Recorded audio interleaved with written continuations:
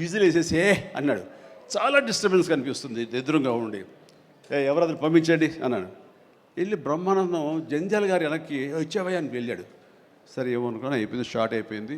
Sir ఎవరో కాదండి, అత్తిలో లెక్చర్గా పనిచేస్తున్నాడు, పేరు బ్రహ్మానందం అని. ఓ అట్లాగా, సారీ అండి నేను ఎవడో అనుకున్నానంటే. లేదండి మీరు అభిమాని అండి, మీరంటే చాలా ఇష్టం, అందులో లైవ్లో మీరు డ్యాన్స్ చేస్తుంటే వాడు థ్రిల్ అయిపోయి విజిల్ వేసేసాడు, వాడు తెలీదు డిస్టర్బ్ చేయకూడదు అని సంగతి అంటే సరే. అండ్ మంచి మిమిక్ అండి, బాగా మిమిక్రీ చేస్తాడు అనేసరికి అలా అయితే సాయంత్రం కూర్చోబెట్టుకుందాం అని చెప్పేసి సాయంత్రం మా రూమ్లో కూర్చోబెట్టుకుంటే చాలా రకాల మిమిక్స్ చేశాడు, చాలా రకాలైనటువంటి స్కిట్స్ చేశాడు. నాకు ఆశ్చర్యం వేస్తుంది, ఇంత టాలెంట్ ఉంటుందా, ఎంత బ్రహ్మాండంగా కడుపుబ్బు నవ్వించాడు అనమాట. అక్కడి నుంచి ప్రతిరోజు ఈవినింగ్ అయ్యేసరికి తనతో కూర్చోవడం నాకు అలవాటు అయిపోయింది.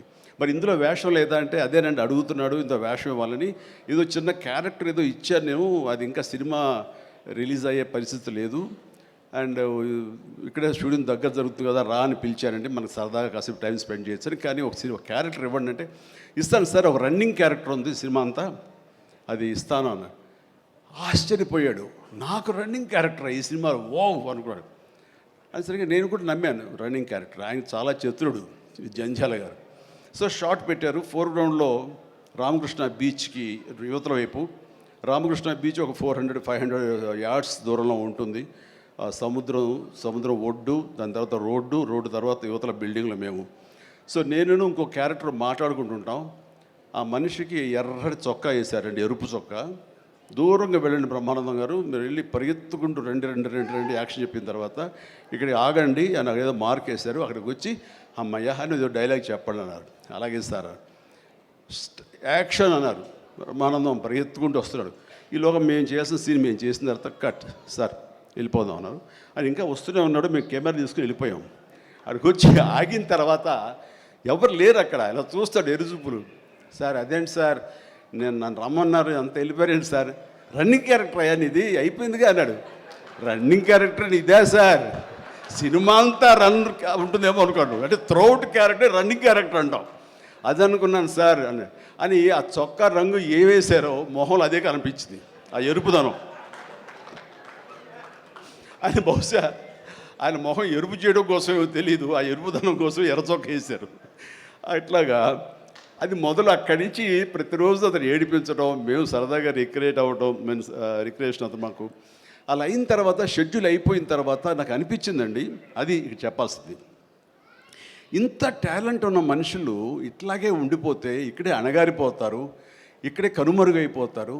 ఇది చెన్నై తీసుకెళ్తే దెన్ మెడ్రాస్ తీసుకెళ్తే మనతో పాటు ఉంచుకుంటే, మనకున్న పరిచయాలకు అందరితో పరిచయం చేస్తే, ఇలాంటి టాలెంటు ఇంత కొత్తదనంగా కామెడీ చేస్తూ అలరిస్తుంటే, ఇలాంటి వాళ్ళకి జస్ట్ భుజం చేయూతను అందిస్తే, భుజం కాస్తే కనుక వీళ్ళకి ఎక్కడికో వెళ్ళిపోతారు కదా. ఆ పని ఎందుకు చేయకూడదు, ఎందుకో స్ఫురణకు వచ్చింది. అండ్ జంజాల్ గారు ఇచ్చేవరే, కానీ ఆయనకి లిమిటేషన్స్ ఉంటాయి. బట్ నేను నాకున్న పరిచయాల దృష్ట్యా, బ్రహ్మానందం నువ్వు ఎక్కడ వెళ్ళాలి అని, ఇంకా అత్రి వెళ్ళిపోతాను సార్, మళ్ళీ లీవ్ అయిపోతున్నాను. నువ్వు వెళ్ళలేదు, రేపు పొద్దున్న నాతో పాటు మెడ్రాస్ వస్తావు, ఏమవుతుందంటే ఫ్రెండ్కి చెప్పి లీవ్ ఎక్స్టెండ్ చేయిస్తాను సార్ అన్నాడు. రేపు నాతో పాటు ఫ్లైట్ ఎక్కాను సార్, బట్టలు తెచ్చుకోలేదు సార్, మెడ్రాస్లో దొరుకుతాయి లేవయ్యరా అని నా మేకప్ మ్యాన్ బోర్డింగ్ పాసు ఇతనికి ఇచ్చేసేసి, ఆ మేకప్ మ్యాన్ వేరే ఫ్లైట్లోనో లేదా వేరే రోజు రమ్మని చెప్పేసి అదే ఫ్లైట్లో నా పక్కన ఎక్కించుకుని నేను తీసుకురావడం. అతను ఫ్లైటు, ఎయిర్పోర్టు ఇవన్నీ కొత్త. సరిగ్గా ఇప్పుడు మీమ్స్లో మొహం పెడతాడు కదండి, ఎరుపు మొహం పెడతాడు కదా, రెడ్ ఫేస్ పెడతాడు కదండి. ఆ రెడ్ ఫేస్ అతనికి త్రోట్ అలా ఫిక్స్ అయిపోయింది. ఆ ఫ్లైట్ ఎక్కడం, ఆ ఎయిర్ హోస్టెస్ చూడటం ఇవన్నీ కలిపి. అండ్ ఆ తర్వాత ఇంటికి తీసుకెళ్ళాను. అసలు ఒక ట్రాన్స్లో ఉన్నాడని నాకు తర్వాత చెప్తాడు.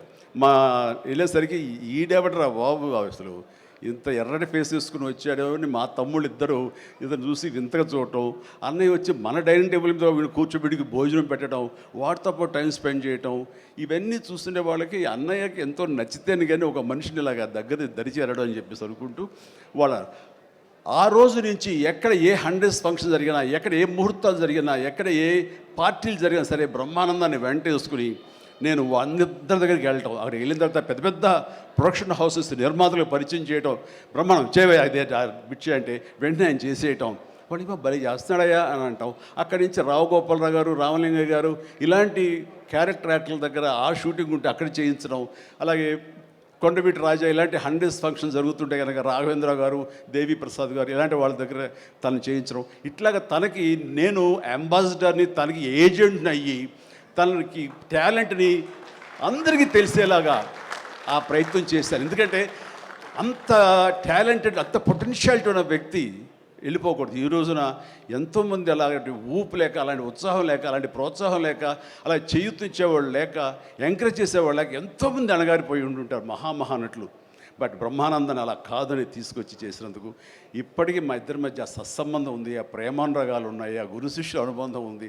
అండ్ అది ఈ రోజున ఇలాంటి గొప్ప ఫీల్డ్లో, ఇంత అద్భుతమైన ఫీల్డ్లో ఇంతగా రాణించి బ్రహ్మానందం అంటే ఒక ఎన్ని రకాల అవార్డులు, Guinness book awards, Padma awards, ఇంకా ఒకటేంటండి ఎన్నెన్నో. ఒకసారి వాళ్ళ ఇంటికి వెళ్తే కనుక ఇంత పెద్ద హాల్ నిండా తనకు వచ్చేటువంటి మెమెంటోస్తో నింపేశాడు. అంటే ఎంత తన చరిత్ర అంతా కనపడుతుంది ఆ రూమ్లో.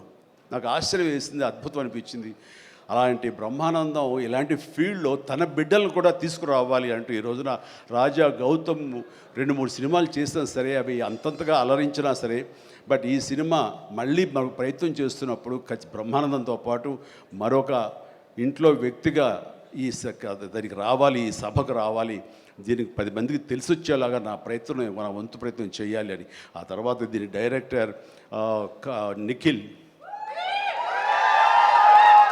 యంగ్స్టర్స్, ఈ యంగ్స్టర్స్ యొక్క థాట్స్ చాలా ఫ్రెష్గా ఉంటాయి.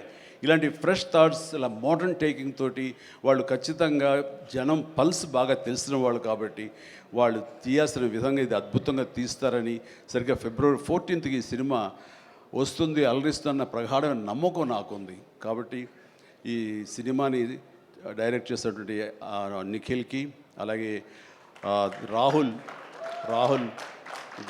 రాహుల్కి, నిర్మాతకి, అండ్ మిగతా సభ్యులందరూ ఎవరైతే ఉన్నారో టెక్నీషియన్స్, మన సార్ పేరున మ్యూజిక్ డైరెక్టరు శాండిలియా గారికి, అండ్ వీళ్ళందరికీ నేను మనస్ఫూర్తిగా అభినందన తెలియజేస్తాను. ఇక నాకు ఇష్టమైన నటుల్లో మళ్ళీ మన రఘుబాబు, తర్వాత వెన్నెల కిషోర్ గారు, మన రాజీవ్, అండ్ వీళ్ళు ఇందులో ఈ సినిమాలు ఉండటం అనేది మామూలు సినిమా కాదు, చాలా పెద్ద సినిమా అన్న భావం కలిగింది. అండ్ ఖచ్చితంగా వాళ్ళందరి సపోర్టు ఈ సినిమా ఒక నిండుదనాన్ని తీసుకొచ్చిందని నేను భావిస్తున్నాను. అండ్ ఇంతమంది ఉంటే కనుక ఖచ్చితంగా ఈ సినిమాకి వెళ్ళాలి అనే భావం కూడా ప్రతి ప్రేక్షకుడికి కలుగుతుంది. దానికి అంత సపోర్ట్ చేసి ఆడియన్స్ని థియేటర్కి రాబట్టేంత కెపాసిటీ ఉన్నటువంటి అద్భుతమైన నటులు రాజీవ్ కానీ, మన బ్రహ్మానందం, మన రఘు కానివ్వండి, అలాగే వెన్నెల కిషోర్. సో వీళ్ళందరూ ఉండడం అనేది చూస్తుంటే అత్యద్భుతం. అలాగే ఇంకా అమ్మాయిల పేర్లు మర్చిపోతానంటే రాసుకున్నాను.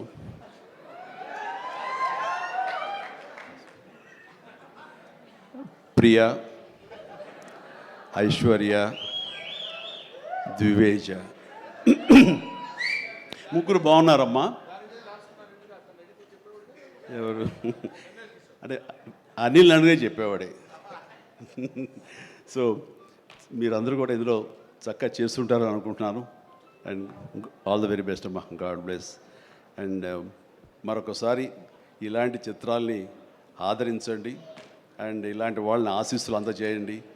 వీళ్ళకి అద్భుతమైన భవిష్యత్తు మీరే ఇవ్వాలని ప్రేక్షకులకి నేను తెలియజేసుకుంటూ, ఇలాంటి వేడుకలో పాలు పంచుకోవడానికి నాకు అవకాశం ఇచ్చినటువంటి బ్రహ్మానందంకి మరీ అంటే బ్రహ్మానందం ఈజ్ ఎవరో కాదు, నా ఆల్టర్ ఈగో, నా సోల్మేట్.